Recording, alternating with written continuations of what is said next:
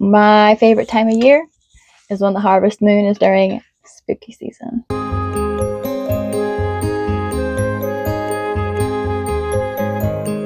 Hi, I am Mimi, the Feral Southern Housewife, and I hold this space for my witchy and whimsical homeschooling families for us to come together and build a community and share ideas as we meet our children where they are. This is also a space for us to share and foster our values for humanity as well as the magic that is in this world.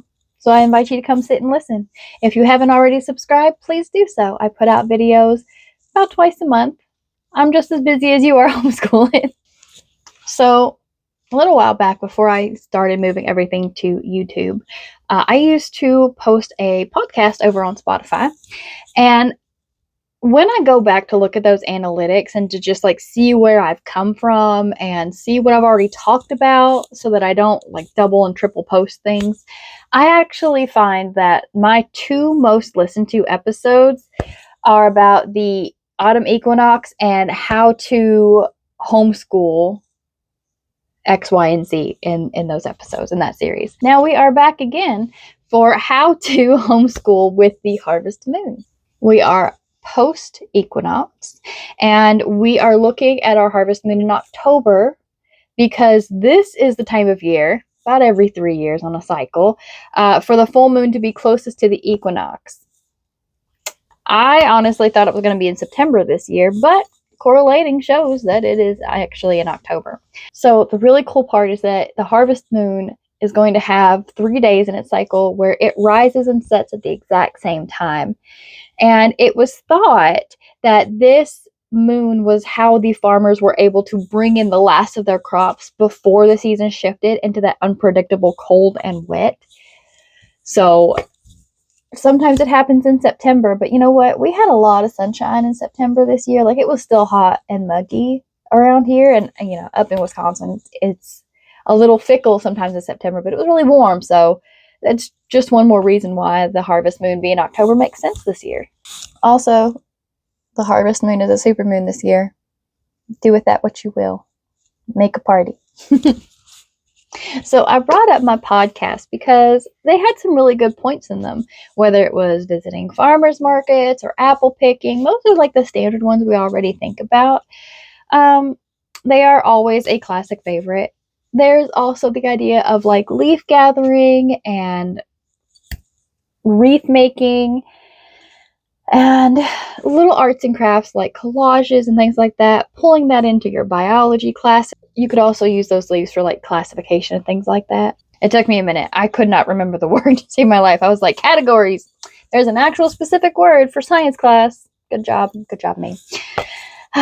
But, as I transitioned from just doing seasonal activities to following a moon cycle more intentionally, I started thinking about how we actually interact with the moon and how I can bring that to y'all. So, especially during the harvest moon, because they are bright and big and wonderful and rises and sets at the same time, we end up doing a moon picnic.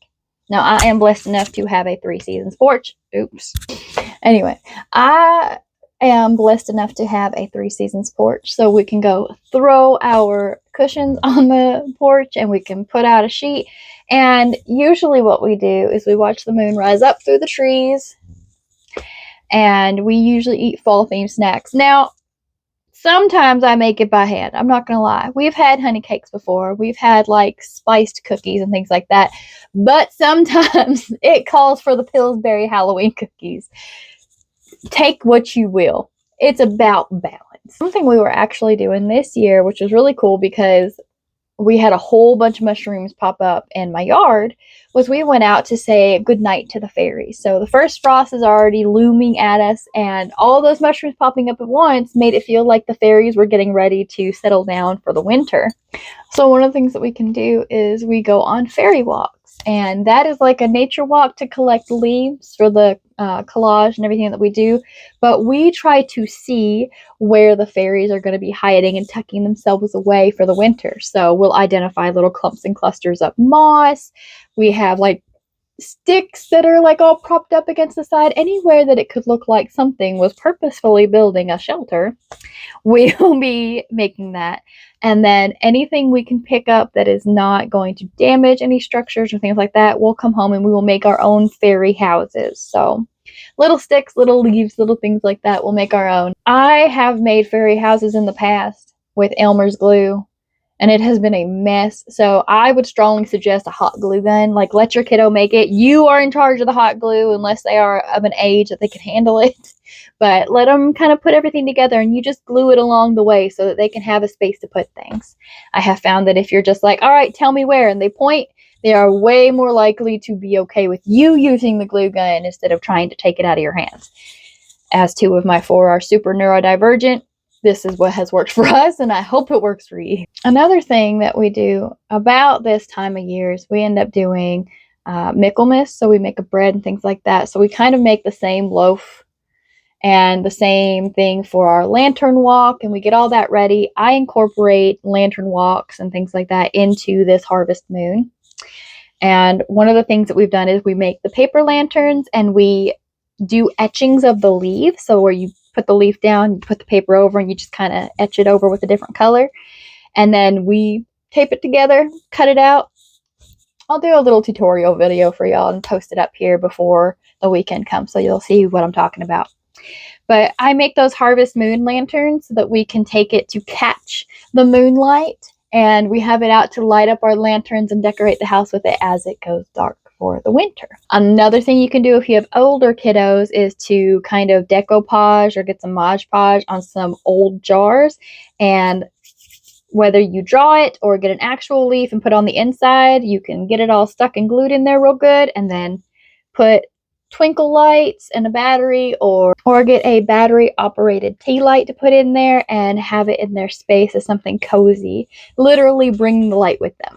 You can also start working on making your Halloween or other fall themed activities. You can start them around this full moon and let it go into a season. That's what we do. So we do things very slow and intentional. We have like maybe one activity and a movie for each night after the harvest moon or after the equinox, whichever one comes last, so that I'm not overwhelmed trying to shove everything in for activities, and the kids can really sit and enjoy the little things. You know what I mean? So I want you to remember that you can make this as big or as small as you need it to be. This is your space, your family space, to build these traditions and pull in that emotional learning as well.